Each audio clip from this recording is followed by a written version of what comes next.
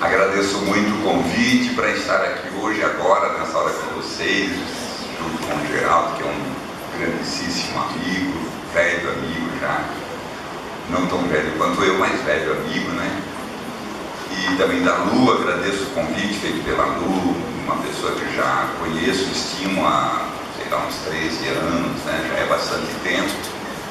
E nossas relações de lá para cá só têm aumentado, os grupos, ela era uma frequentadora do GG durante um bocado de tempo, e depois os dois grupos mantêm uma relação simbiótica muito boa, muito interessante, assim também como com o grupo da Esther, né? É sempre bom estar junto, conversando um pouco sobre um tema que é do agrado meu e certamente também de vocês, o que os mantém aqui até agora. Certamente que não foi o café também, o café estava bem bom, né? E pode nos prender, mas bem, afinal, vários já foram embora, tomaram café e se mandaram. Mas vocês ficaram também porque a conversa eu acho que pode render, pode ser interessante, né? Eu vou começar com a fala dos livros lá fora. Algumas pessoas eu acho que já descobriram, bem, pode comprar mesmo sem dinheiro, sem cartão, sem nada, anota um e-mail lá, para depois o pessoal da editora, lá o Pedro e o João, poderem fazer um contato com vocês no sentido de passar a conta bancária para vocês depositarem o dinheiro. E eu percebi também, ao menos no Geraldo, né, que dá para negociar com o camarada que estava cuidando da banca. Se apertar o cara, ele dá um desconto, vai apertando mais, ele desconta mais, ele quer vender tudo, parece que essa é a ideia dele. Se vai sobrar algum dinheiro no final, não sabemos, mas ele vai acabar com os livros a pau, então é um pouco para aproveitar, né? Porque eu acho que a gente tem que ler, né? E os livros que eu trouxe são livros para a gente ler mesmo, livros bakhtinianos, e eu tenho sempre muito orgulho de, o Pedro e o João são meus filhos, né? De ter em casa uma editora bakhtiniana que ajuda também a divulgar os escritos, os livros. Já publicamos os livros da Esther, agora vamos publicar a tese do Geraldo, né? Com o maior gosto do mundo. Já publicamos os livros da Lu e do GL, né? Os dois livros. Eu acho que eles nem vieram, porque também vocês tinham, o Pedro e o João não mandaram, porque vocês têm aí, né? O Volco visual, né? E o outro. Então, livros é para se ter, para ler, passar para frente, trocar e tal. Muito bem. Eu gosto muito de ler Bakhtin. Muitos anos já que eu leio Bakhtin. Meu encontro com Bakhtin já tem uma alta temporada, já desde 86 que eu leio Bakhtin. Já é bastante tempo, eu queria que tivesse sido mais tempo, mas bem, tem um belo dia que a gente se encontra com um cara, e foi nesse ano, 1986, talvez muitos de vocês não tinham nem nascido ainda, né? Porque já faz bastante tempo, quase 30 anos, já 29 anos, né? Então os que tiverem 29 anos para baixo é depois do meu encontro com ele. E eu tenho aprendido bastante com Bakhtin, digamos assim, não só com relação às questões teóricas. Bakhtin é um grande teórico também, ele não tem nenhum problema com a teoria, ele tem um problema com a teoria que não tem nada a ver com a vida, isso sim, mas com a teoria não tem nenhum problema, desde que ela tenha a ver com a vida. Então eu acho que aprendi bastante, e também lá no meu grupo, acho que juntos a gente vai se provocando, como vocês também fazem aqui, para que a gente aprenda a ler Bakhtin e olhar para a vida. É isso que importa. Aquilo que o próprio Bakhtin diz, um olhar enviesado. No marxismo ele fala um olhar oblíquo, assim, torto. Aquele que a gente olha com o rabo do olho, olhando com o canto do olho para cá. E ao olhar, a gente consegue produzir uma refração. Isso é, eu estou olhando para cá, mas eu estou vendo o que está acontecendo aqui. É um pouco isso. Não olhar diretamente. Porque às vezes a gente pensa que consegue olhar diretamente para o mundo.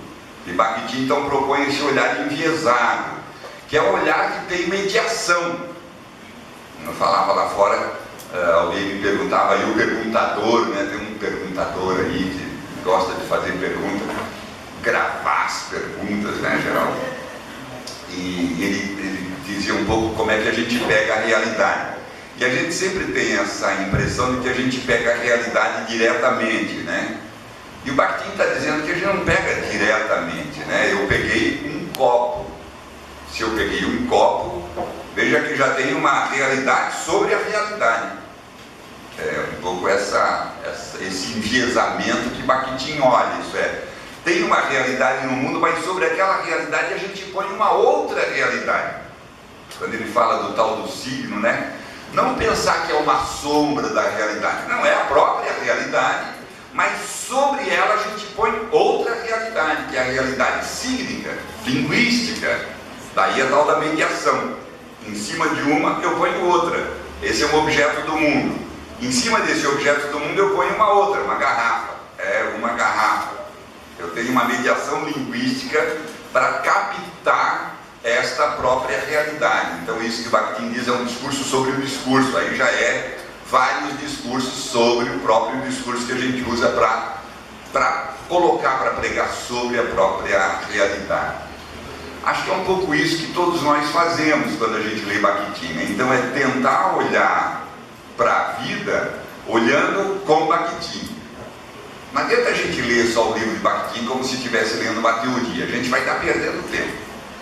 Mas olhar enviesado para olhar para a vida. O Ponce uma vez trouxe um exemplo interessante da Medusa. E o Teseu indo matar a Medusa, né, ele não podia olhar diretamente, a Medusa o mataria. O olhar da Medusa, o olhar da realidade nos fuzila. E para matar a Medusa, ele precisava cortar a cabeça dela, mas não podia olhar para ela.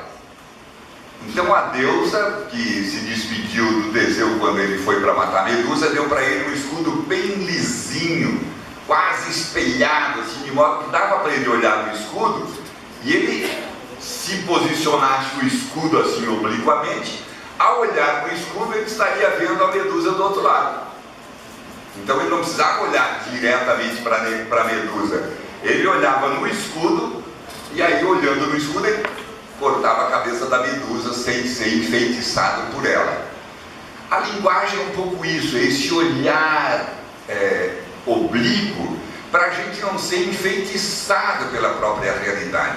Essa é uma crítica forte de Bakhtin quando ele diz: se a gente é enfeitiçado pela realidade como se o objeto em si, às vezes a gente fala assim, as coisas em si, elas passam diretamente para a gente como se lá houvesse uma verdade. Então não está vendo que isso é uma garrafa, cara pálida, né? Como se lá houvesse uma verdade. Ele vai chamar isso então de objetivismo, que é uma imposição, né? Quase a Medusa nos fuzilando, como se a realidade se impusesse a nós. Então, ao pensar nas leituras de Bakhtin, essa é uma primeira questão que a gente precisa se colocar. Se eu pensar, por exemplo, pequenas revoluções que Bakhtin fez, ao dar nome muito claro para este objeto que se impõe a mim, e me engana, me ilude, como se eu estivesse pegando diretamente o mundo objetal, diretamente em contato com ele, isso ele chama então de objetivismo, que é uma doença do próprio objeto, aquela doença que me leva a pensar que o objeto é a verdade. E ele diz: não se deixe enganar, não se iluda por esse olhar louco, enlouquecedor, da tal da realidade real. Vou botar umas aspas para a gente entender isso que eu estou dizendo e que aprendo com Bakhtin. Ele diz: mas eu tenho uma outra crítica também para o outro lado. Isso é daquele cara que pensa que ao olhar para o objeto, o que vale é o que ele diz sobre. Ele vai dizer: aqui a gente tem um segundo olhar enfeitiçado. Então, o primeiro ele vai chamar de objetivismo, que é o objeto que se impõe a mim. E o segundo é quando a minha cabeça quer impor ao objeto a minha verdade. Então aqui a gente tem de novo um outro jeito de enviesar. Não acreditar que o meu olhar único é que vai construir um signo sobre a realidade. Isso ele vai chamar então de subjetivismo. Veja, quando ele encaixota essas duas perspectivas de a gente se relacionar com o mundo, então ele vai agora apresentar uma pequena revolução, uma saída desse encaixotamento.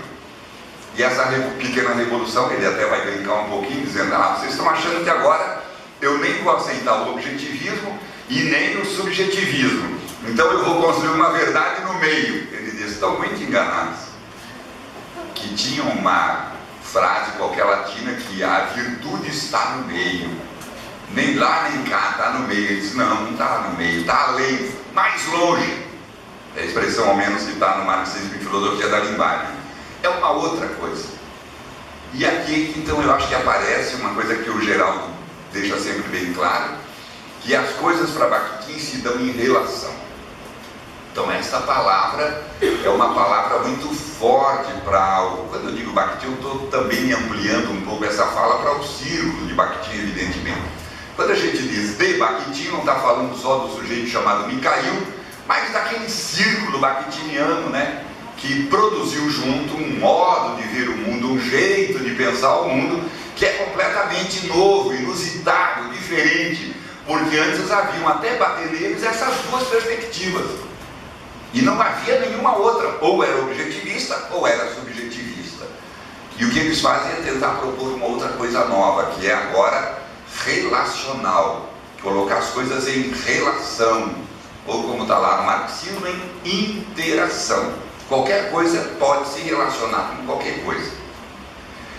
Essa ideia, mesmo na antiguidade, ela não tinha sido construída. Digamos, se a gente dá um passeio pela filosofia toda, né, a gente vai ver que mais centenas, milhares de filósofos pensaram nessas coisas, que parte de um princípio mais ou menos básico, lá no começo da filosofia, uns 600, 700 anos antes de Cristo, que é olhar para o mundo e se perguntar: isso é o mesmo ou é diferente? Essa é a pergunta fundamental da filosofia que a gente se faz até hoje, que esse grupo também fez. Digamos assim, se eu vejo uma cadeira aqui, estou vendo uma outra cadeira do lado, é a mesma cadeira ou é diferente? Se eu vi essa cadeira ontem e estou vendo essa cadeira hoje de novo, é a mesma cadeira ou é outra, diferente? Essa questão do mesmo e do diferente é uma pergunta fundante na filosofia, ela é básica. Eu sou aquele gurizinho lá de 50, 60 anos atrás, ou eu sou um outro cara? Quando eu penso sobre mim mesmo, nessa passada do tempo, eu sou outro a cada dia, ou eu sou o mesmo diferente? Responder que é o mesmo, o objetivismo, isso uma multidão de filósofos responderam. Responder que é diferente, cada um vai pela sua cabeça, uma multidão de filósofos já responderam isso. Isso é, aqui é sempre igual, aqui tudo é diferente. Todo mundo tinha dado já essa saída. O que Bakhtin fez foi juntar essas duas, colocá-las em relação, o mesmo e o diferente no mesmo lugar. Isso é novo para a nossa própria cabeça. Como é que nós vamos pensar o mesmo e o diferente no mesmo lugar, no mesmo tempo, na mesma hora? Pensar o diferente, bacana, pensar o mesmo, bacana, mas os dois juntos, o mesmo e o diferente? Alguém perguntava pelo reflexo e a refração. Por exemplo, fiquei lá conversando com o Geraldo um pouquinho e nos lembramos daqueles 6 operários lá que o Dostoiévski reporta, e Bakhtin tem no marxismo, né? Eles estão andando e os 6 pronunciam uma única palavra. Estão andando assim meio cabisbaixo, cheio dos problemas daquele dia. De repente o primeiro enuncia um porra, com a boca bem cheia, um palavrão. Bakhtin não diz porra, mas fala um palavrão, né? Depois o segundo também diz porra, com outra entonação, com outra vida, com toda a sua vida. Quando ele enuncia aquela palavra, é a vida dele que está ali dentro, é o emotivo volitivo. A palavra é a mesma. A refração, o sentido que produz em cada boca é completamente distinto. A mesma e o diferente no mesmo lugar.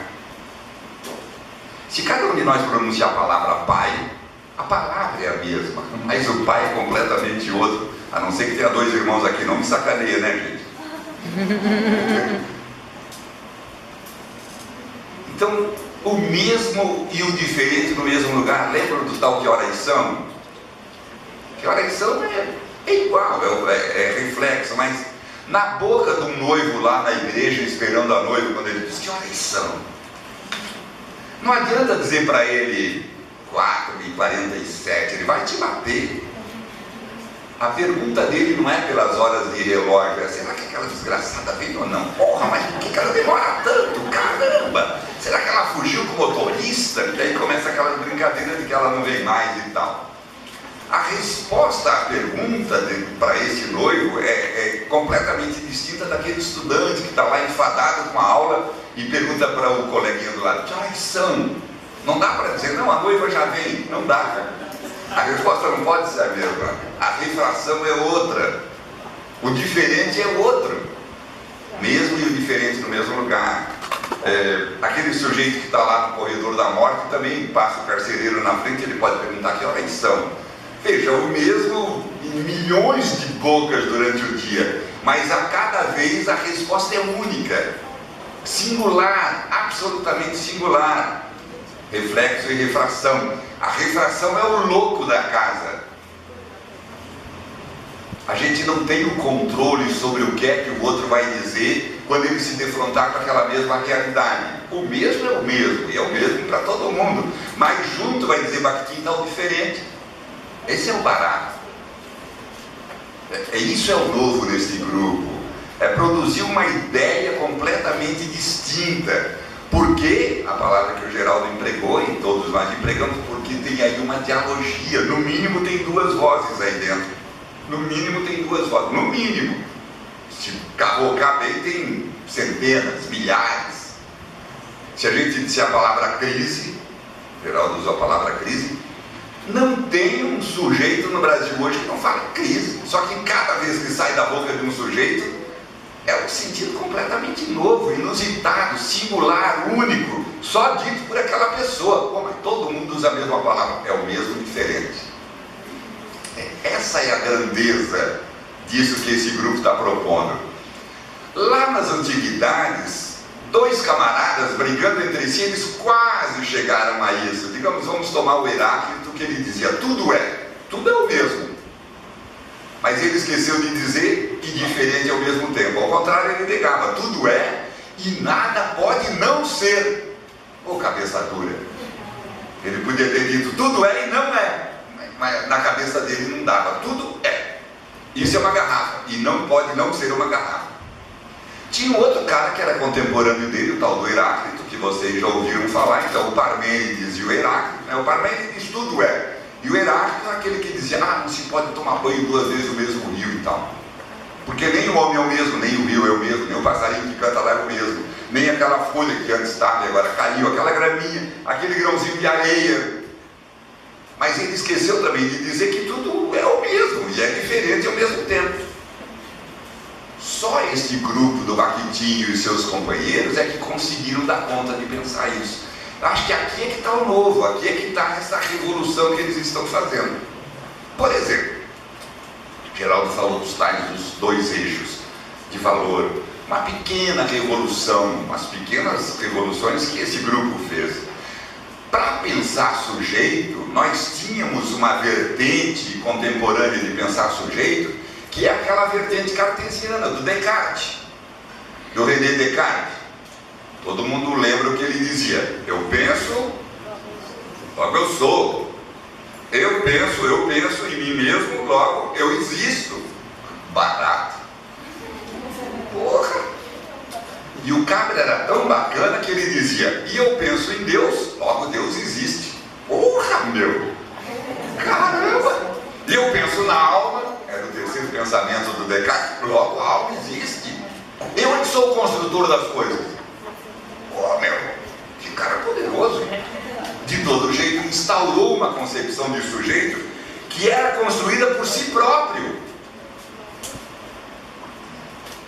Este era o eixo de valor único que tinha. O eu ocupava o centro do universo. O centro do universo é eu. Ele construiu esse eu, e olha, quando ele construiu isso, era revolucionário pra cacete, porque até então quem era o centro do universo? Deus. Lembra, isso está mais ou menos em 1613. Poxa, faz tempo pra caramba. Até então, o cara que ocupava esse centro do universo era Deus. A Igreja Católica era forte, era firme. quem pensasse diferente matava. O que os islâmicos fazem hoje é fichinha, e já é uma merda, mas é fichinha perto do que os católicos fizeram. Fogueira, todos os tipos de elementos de opressão. Apareceu aqui alguma coisa da cadeira elétrica, sei lá que maluquice foi aquela de botar aqui as armas de opressão da ditadura, né? Até que arrepiei só de olhar aqueles negócios. Pau de arara tinha ali, o cara todo amarrado. Que loucura. Mas a gente pode buscar na história o que, por exemplo, a igreja fez para defender esse eixo único de valor que era Deus. Então o Descartes dizer um negócio desse, eu agora é que sou o cara que pensa por mim mesmo, cara, isso foi revolucionário pra cacete. Só que chegou uma hora que isso foi levado à exaustão, né? O próprio Hume, quando ele, 200 anos depois, foi ridicularizar um pouco Descartes, ele disse, tá bom, seu Descartes já tinha morrido em 1650. Ele diz, então se eu pensar numa ilha cheia de ouro, ela existe. O que era uma bobagem, era apenas uma questão teórica e não real. Se eu pensar na minha carteira aqui lotada de dinheiro, ela vai... Até fui olhar para ver, vazia. Não adianta só pensar, eu não vou construir a realidade com o meu pensamento. E aí então vem Bakhtin e pega esse eixo de valor que está muito firme, que é o tal do eu, e para fazer uma pequena revolução ele precisou deslocar esse eu um pouquinho para o lado. Isso que o Geraldo colocou, que no Para uma Filosofia do Ato, Bakhtin diz, tá bom, vamos deslocar um pouquinho o eu, nós não vamos tirá-lo do centro, nós vamos alargar o centro. A palavra de Bakhtin é relacionar, alargar, cada vez botar mais coisa ali dentro, não é tirar, é botar. Bakhtin não é o cara que tira, é o cara que bota. Então ele diz, eu afasto o eixo, o centro de valor um pouquinho para o lado e vou botar um outro centro de valor, 2 centros de valor. Só a cabeça de Bakhtin para pensar um lugar que tenha 2 centros. Mas como pode ter 2 centros? É um centro que tem 2 centros, o mesmo, diferente no mesmo lugar, eu e o outro. E eu e o outro relacionados, não apenas justapostos, mas relacionados. É isso que ele chama de arquitetônica. Pode ser eu e o Geraldo, pode ser eu e a Lu, mudou a arquitetônica. Pode ser eu e a Esther, é outra arquitetônica. Eu e você, outra arquitetônica. Cada vez, ele não está pensando assim uma estrutura de engenharia dura, firme, não, é uma arquitetônica, coisa fácil de mudar. Se eu estou relacionado com você e pergunto que horas são, é uma coisa, que horas são é outra coisa, que horas são é outra coisa. Arquitetônica, toda hora está se refazendo, está se refratando. Reflexo e refração. Essa pequena revolução de deslocar o centro e botar 2 centros, aquilo que nós chamamos da revolução da alteridade, é fundamental para este grupo, porque agora nós não temos mais relação entrando pela porta da identidade, do eu, mas agora a porta de entrada é pelo outro. Quem sou eu? É aquele que o outro diz. Agora inverte, é o olhar do outro que me constitui. Então ele me desencaixota. E ele, ao olhar para mim, este outro, ao olhar para o tal do eu, ele liberta esse eu, porque então ele vai construí-lo como um sujeito único, e não como um sujeito o mesmo. Mas o mesmo e o diferente dependendo de quem olha. Cada um de vocês, ao olhar para mim, diz uma coisa que me tira dessa prisão do eu. O eu é um lugar de prisão. Eu sou condenado a ficar preso no eu, até que o Geraldo olhe para mim e me livre desse eu, me constituindo um outro dele. Então ele me livra dessa cadeia do eu. Veja, essa é a cabeça maluca do Bakhtin. Então que revolução louca ele fez. Ele fechou, digamos assim, aquilo que deveria ser a porta única da identidade para Descartes, e ele constrói uma outra porta de entrada que é o outro. Eu existo porque o outro pensa em mim. Eu sou pensado, por isso eu existo. Olha a mudança. Se os meus pais não tivessem pensado em mim, conversado comigo, me dado um nome, nem nome eu teria. Me dado as palavras, me dado os signos, me dado as cores, me dado os modos de relacionamento, o jeito social de ser, eu não seria. Então eu sou um presente do outro, não construção de mim mesmo.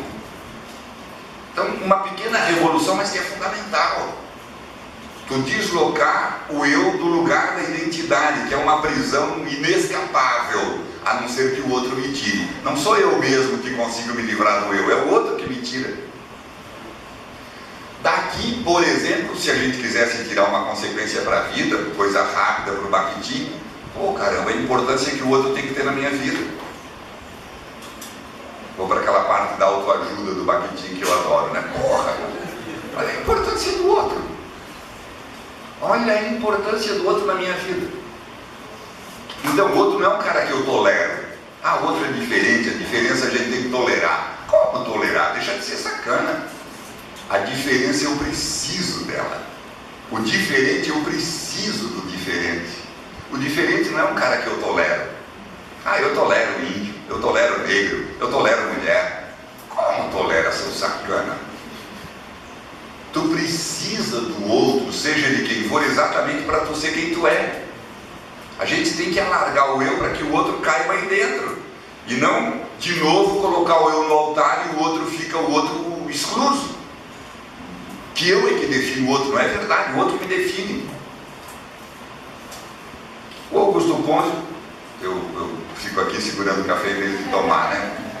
O Augusto Ponce diz uma coisa muito bacana que é: o outro bate em mim, o outro me altera, apesar de mim. Ou também vocês podiam ter botado um açúcar aqui, minha vida já é tão amarga, gente. Eu estava aqui, ó. Porra. Tem um gole enorme, quase que a amargura me invadiu. Então, digamos assim, eu vou dar um exemplo que eu gosto sempre de pensar e é muito concreto para a gente entender. Eu não vou virar avô porque eu quero. A partir de agora eu sou avô. E é assim, se eu fosse o único eixo de valor, eu é que definiria. Eu penso, agora eu sou. Agora eu sou avô. Mas o senhor tem algum neto? Não, não tenho nenhum. Então como é que você pode ser avô? Quem vai me fazer avô? Um neto quando nascer. Tomara que não nasça, mas se nascer eu viro avô. Não é? Eu viro avô na marra. Não tem a ver comigo. Pô, mas eu não quero ser avô. Foda-se, quem mandou? Tá gravando esse foda-se? Agora me fudi.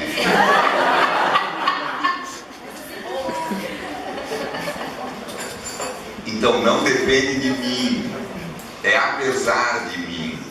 Olha, essa alteração de Bakhtin, por quê? Porque ele tirou o controle do sentido da minha mão.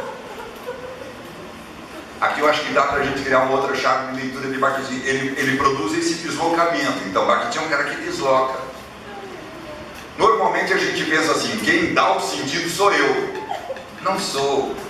De novo é nós. É eu e o outro. Os dois eixos de valores é que vão negociar sentidos. Não sou eu que emito um sentido da minha boca. Quando eu estou falando, Bakhtin está dizendo, eu lanço um projeto de dizer ao outro. Só que o outro vem ao meu encontro também com um projeto de dizer. Então nenhum dos dois tem o controle do dizer. É um jogo. É um jogo. É este jogo que constrói os sentidos. Ou a ideologia, né? Falando rapidamente assim, ele também produziu esse deslocamento na própria ideologia, né? Não agora como um pacote pronto, que vem do outro, coisa parecida, mas como um lugar de negociação, de ideias, de modos de ver o mundo, de pontos de vista.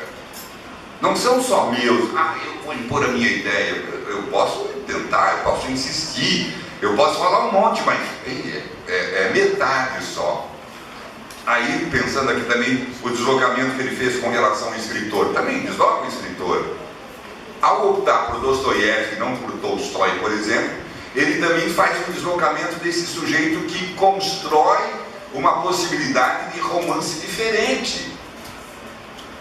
Então, Bakhtin é esse cara que desloca, não é o cara que manda. O Tolstói controla os seus heróis, então esse é o modelo bakhtiniano. Não, esse é um cara que vai pela monologia. Vamos escolher um outro cara que aceita negociar sentidos, Dostoiévski.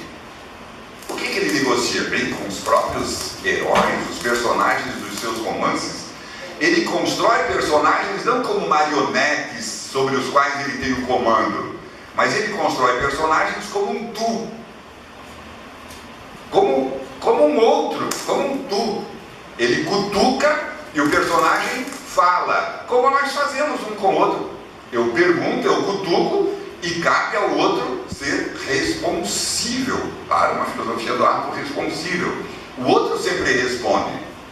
Então Dostoiévski também na própria literatura fez isso. Você encontrou ali um lugar onde a alteridade na literatura ficava muito claro de ver. Mas não que Bakhtin quisesse entender a literatura. Digamos assim, ele não é um crítico literário. O que ele queria entender, de novo, olhar oblíquo, era a vida. Como se dava a alteridade na vida. Então deixa eu ver na literatura, porque lá é talvez mais fácil, mais tranquilo de eu poder compreender como é que será essa relação eu e o outro. Os próprios modelos de Pushkin que tem para uma filosofia do ato, são muitas vozes que aparecem ali. A do Pushkin, a do estrangeiro, do russo, da italiana, várias vozes que aparecem ali dentro. Quando a gente percebe, e isso eu acho que Bakhtin vai nos ensinar, que isso pode acontecer na literatura, a gente também entende que isso pode acontecer na vida. É que na vida é mais difícil de ver, porque a vida é esse rio contínuo. A literatura tem um acabamento. A vida, bem, o acabamento é quando eu morro. Então eu só vou entender a minha vida quando eu morrer? Não, já dá para eu ir produzindo pequenos acabamentos na minha vida e na vida do outro. E tentar ir fazendo pequenas compreensões que vão se totalizando por incompletude até o fim da minha vida. Mas na literatura, lá eu consigo ver melhor, porque lá tem começo, meio e fim. Dá para eu descrever a vida de um personagem, de um outro, em 1 hora de leitura. Um romance, às vezes eu termino de ler em 1 hora e ali ele está completo. Ali ele tem um acabamento, coisa que a minha vida não tem. A minha vida só vai ter um acabamento, não é nem para mim, é para os outros. A Esther que vai olhar para mim e vai dizer, morreu. Aí ela acaba a minha vida. Não faz isso, viu, Esther? Ou aquilo que a gente diz, não, eu só vou me acabar mesmo quando o último sujeito parar de pensar em mim, quando ninguém mais pronunciar o meu nome, ninguém mais dizer, mas aquele cara é um filho de uma égua e tal, ainda se reportando a mim. Quer dizer, quando o último não me pensar mais, então eu me acabei.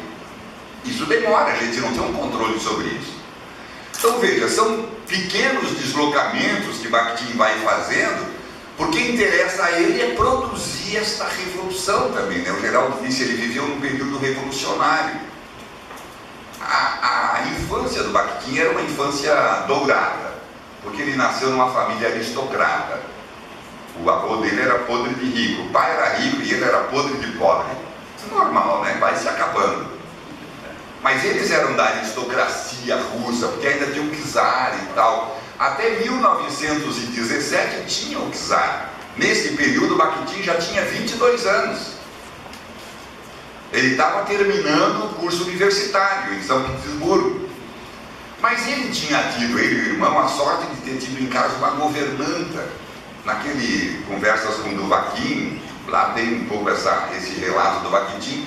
De modo que ele pôde ler muito, pôde estudar muito. Ele tinha uma professora particular em casa, que era uma filósofa alemã, não era uma professora qualquer, era uma filósofa alemã. E eles falavam em alemão, eles discutiam filosofia em alemão, ele, o Nikolai e o Bakhtin, o Mikhail. De modo que ele leu muito, ele diz assim, nossa, os criados em casa ficavam com maior pena. Aquele gurizinho de 5 anos, que era ele, às 5 horas da manhã, estudando filosofia em voz alta. 5 da manhã eu quero dormir, meu. Mas eles estavam lá estudando, avançando. Ele diz, aos 12, 13 anos eu já tinha lido tudo o que se devia ler para ter uma cultura bem elevada. Aos 12, 13 anos eu não tinha lido um único livro na vida. O Bakhtin já tinha acabado de ler todos. Faz uma diferença danada. De modo que então ele pôde pensar coisas diferentes viveu essa Revolução de Março de 17, viveu a Revolução de Outubro, esta era socialista, a primeira era burguesa, e isso tudo dentro da Primeira Guerra Mundial, que estava se dando e a Rússia estava participando.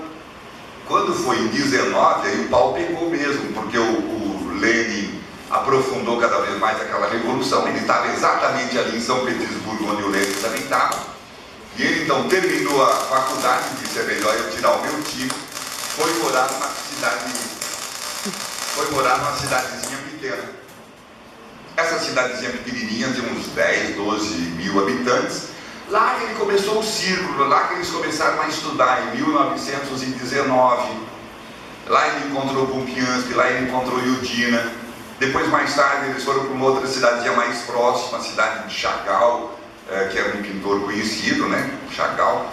E aí eles foram encontrando outras pessoas, Voloshinov, outros, Kagan, Kanayev, vários outros, e foi se formando esse grupo de estudo que começou a pensar uma revolução diferente, uma revolução diversa, que eu acho que é um pouco isso que nós também devemos pensar na nossa vida. Isso é, que revolução que a gente quer fazer? E nesta revolução, Bakhtin e esses companheiros, mesmo Bakhtin sendo um aristocrata, um ex-aristocrata, porque não tinha mais aristocracia, ele fez uma opção de ficar do lado, digamos assim, da porta de entrada mais plural, mais polifônica, mais misturada, mais alargada. Quando ele pensou, por exemplo, na ideologia, ele pensou, tem a ideologia oficial, mas ele constituiu uma outra ideologia que era do cotidiano. A porta de entrada para Bakhtin, para esse grupo, era pela ideologia do cotidiano e não pela ideologia oficial. Isso já é revolucionário. Se tu tiver que pensar linguagem, ideologia, mediação com o mundo, não pensa por esse lugar estabilizado. Às vezes a gente diz que está nas televisões ou no jornal. Vai pela rua, ouvindo as pessoas. Ah, mas aí eu não tenho dado que chega, né? Tem, sim senhor. Até porque para esse grupo, cada dado é singular. Por exemplo, essa é uma mudança, né? Geraldo falou na tal da heterociência, uma ciência outra, uma ciência diversa que esse grupo está propondo. Porque a ciência que eles propõem é, primeiro, uma ciência que é do homem. Não é uma ciência do objeto, é uma ciência do homem. Qualquer tipo de ciência que a gente fizer deve ser uma ciência do homem. Deve interessar as pessoas humanas. Pode ser qualquer ciência, pode ser química, física, biologia, astronomia. É a ciência do homem que se interessa pelos astros, é a ciência do homem que se interessa pela física e se serve, como qualquer ciência, de texto. Ninguém vai lá pegar diretamente os astros, é o que é dito sobre. Às vezes a gente diz, ai meu Jesus, parece que as pessoas estão pensando que pega as estrelas diretamente. Ninguém pega a estrela diretamente, a gente pega o que é dito sobre as estrelas. É um trabalho que tem uma mediação de linguagem, é tão claro para esse grupo e poderia ser claro para nós. O que a gente trabalha é com essa mediação. Então, ao fazer essa ciência, ele vai dizer que diabo é que nós humanos vamos fazer com as ciências, brigando para elas serem exatas. Quando a gente diz exatas, é a ciência do mesmo, a ciência do igual, exata. A igual a A. Lembra ele xingando o Saussure? A igual a A. Esse tipo de ciência é a ciência do mesmo e o diferente. Então ele diz, quando junta o mesmo e o diferente, a gente tem aqui um objeto que é único, um só, não tem dois, não tem três, não tem quatro, para eu poder tentar chegar a um denominador comum e a um objeto único. Então a ciência de um objeto único. Então ele vai dizer, a exatidão não serve para nada nessa nova ciência. O que importa agora? Penetração profunda. Parece um palavrão, né? Penetração profunda. Quando eu digo penetração profunda, logo penso em sexo. Sexo. Eu só penso em sexo. Estou brincando, mas parece, né? Penetração profunda. Porque a linguagem tem vozes como camadas. E quanto mais vozes a gente ouve, mais profundamente a gente vai compreendendo. Como a gente faz isso? Metodologicamente, como é que faz? O Geraldo disse, as pessoas sempre diziam, Bakhtin não tem método. Se é esse método que transforma tudo no mesmo, ele não tem. Ele trabalha com questões metodológicas. Não estou mais usando a palavra método, questões metodológicas. Que é levantar questões. Método é uma espécie de corrimão. Tu anda pelo corrimão, tu vai chegar naquele lugar, não tem jeito. Método não, são procedimentos investigativos, tentando buscar compreender cada vez mais, ouvir cada vez mais vozes. Bakhtin disse, os estruturalistas eles querem buscar o mesmo, eu não, eu ouço vozes em tudo eu quero ouvir vozes. É um procedimento diferente. Às vezes nós também ficamos nessa de certo e errado, certo e errado. Esse é o procedimento do mesmo, não dá. Esse é o método. Esqueçam essa coisa de certo e errado. Tentem ouvir as vozes. Quando a gente está certo e errado, a gente parece um sargentão, certo e errado. Para com isso. Vamos tentar ver quantas vozes dá para a gente ouvir, quais são, e com isso a gente vai penetrando cada vez mais profundamente naquela compreensão. Essa é uma questão que para Bakhtin é metodológica. Isso é buscar profundidade. Então é tentar trabalhar com o mesmo e diferente, aprofundando cada vez mais. Como a gente faz isso? O Bakhtin diz, eu só vou compreender um texto com outro texto. Vocês estão compreendendo as minhas palavras com as palavras de vocês. Não com as minhas, mas com as de vocês. Se eu digo caminhão, é o mesmo, mas cada um pensou num tipo de caminhão. Se eu disser uma cor, cada um pensou numa cor. Uma pintura, um quadro, cada um pensou num quadro. Ou algum pensou em pintura de parede, pintura de sobrancelha, milhões de tipos de pintura para a gente pensar. Mas vocês só me compreendem com as palavras de vocês que vêm ao encontro da minha. Onde tem um livro, acho que tem aí fora, encontro de palavras. É isso que acontece na proposta de Bakhtin. Para eu compreender uma, eu tenho que encontrar ela com outra. Eu olhar para ela mesma, eu não tenho compreensão. Eu preciso alargar, cotejar é a palavra que ele escolhe. Eu entendo um texto cotejando ele com outros e mais outros e mais outros. É isso que me dá aquela penetração profunda. Segundo, ele vai dizer, bem, mas também quando eu vejo o texto, aquela realidade que eu revisto com outra, eu preciso entender qual foi esse revestimento. Então eu preciso ver que valores foram colocados aí em cima. Os índices de valor. Índices, cada um de nós trabalha com índices de valor em cima de cada realidade. Se eu disser, como é que nós valoramos casamento? A palavra casamento pode nos fazer pensar nos tais dos índices de valor. Vou fazer uma das perguntas aqui. De 0 a 10, casamento para você, Geraldo? Ai. Quanto a gente valora, assim, que a gente considera que aquilo é um valor, de 0 a 10? Como a Lu escapou, ela diria 20, né? Ela tá lá. Lu, de 0 a 10 para casamento, quantos? 0. De 0 a 10 para casamento, isto. 10. 0 e 10. Quando as palavras saem da boca da Lu, casamento sai com um valor 0. Quando sai da boca dela, sai com um valor 10. Como é que a gente vai saber? Casando? Não. Procedendo uma investigação. Tu vai dizer para ti quantos?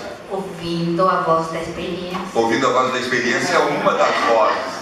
Tem as vozes da inexperiência também, né, que são outras vozes. O que eu quero dizer com isso? Para cada um de nós, cada palavra tem um valor. Porque a gente reveste a realidade. Se eu disser assim, pão, eu odeio pão. Pão para mim 10, até a minha cara diz pão. Eu vou tomar outro exemplo, Corinthians.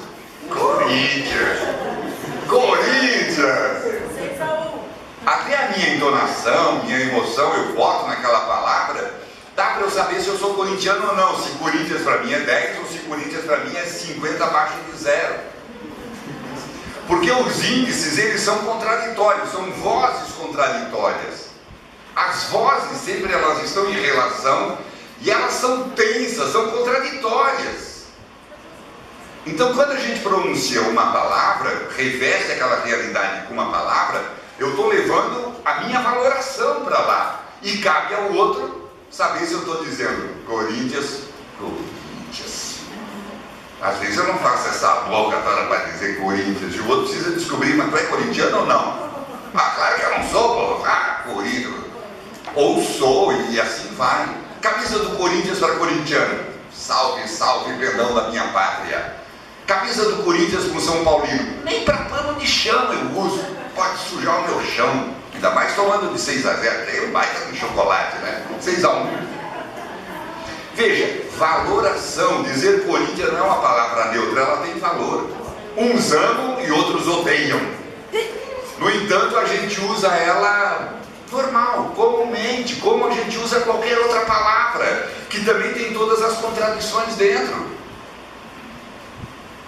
Isso Bakhtin foi percebendo e foi alertando a gente, foi deslocando a gente para dizer, olha, aqui também, além de eu cotejar, de eu ouvir as várias vozes da experiência ou não, eu também preciso tentar compreender índice por índice daquele texto que o outro enunciou. Olha que lugar complicado esse que nós estamos.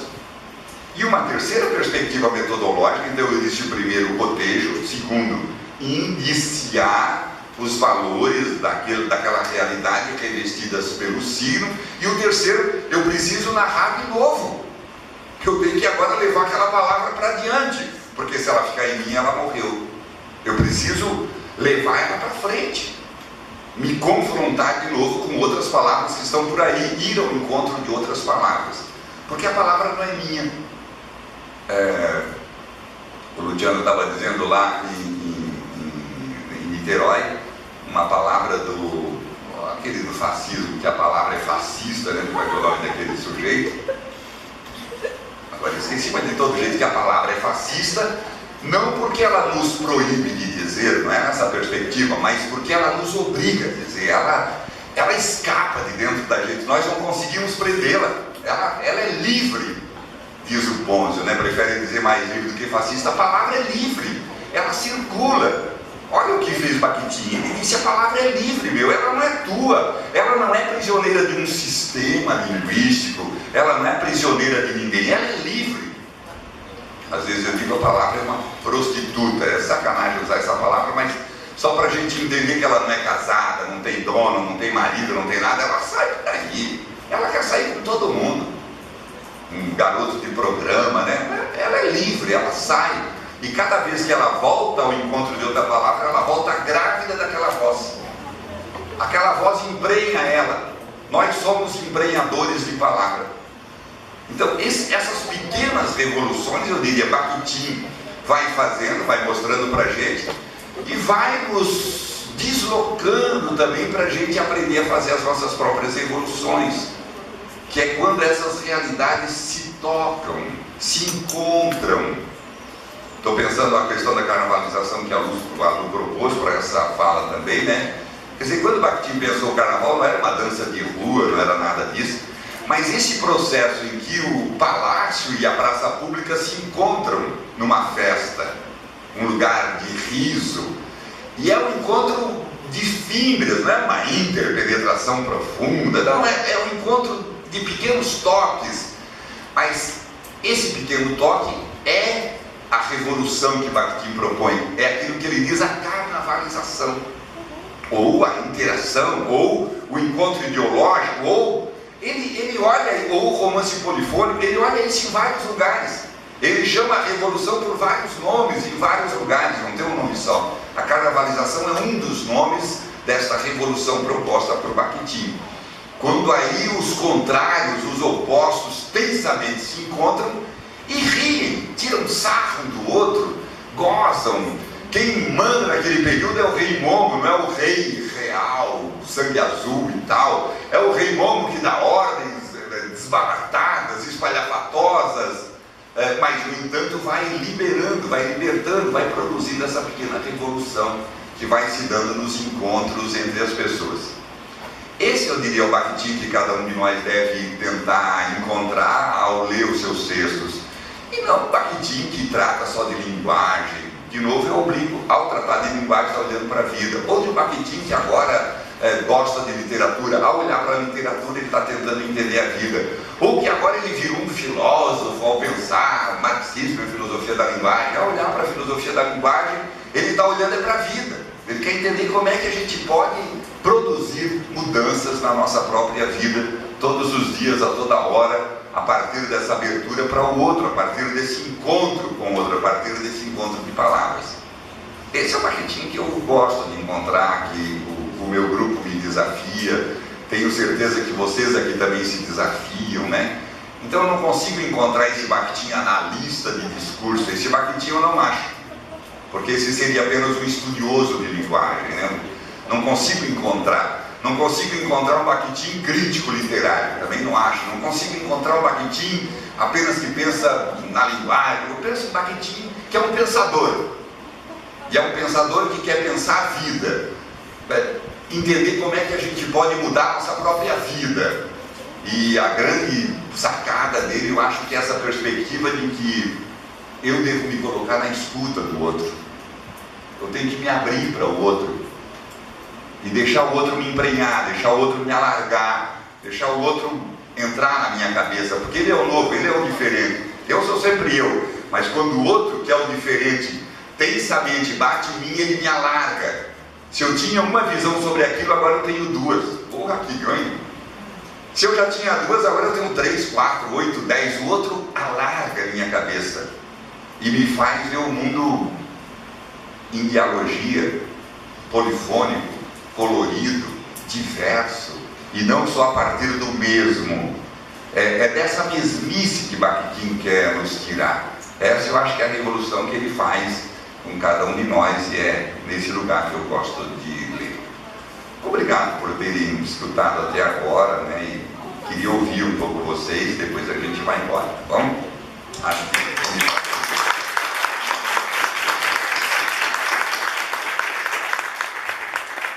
Agradecemos então as palavras de Miotelo e, bom, agora passamos ao diálogo.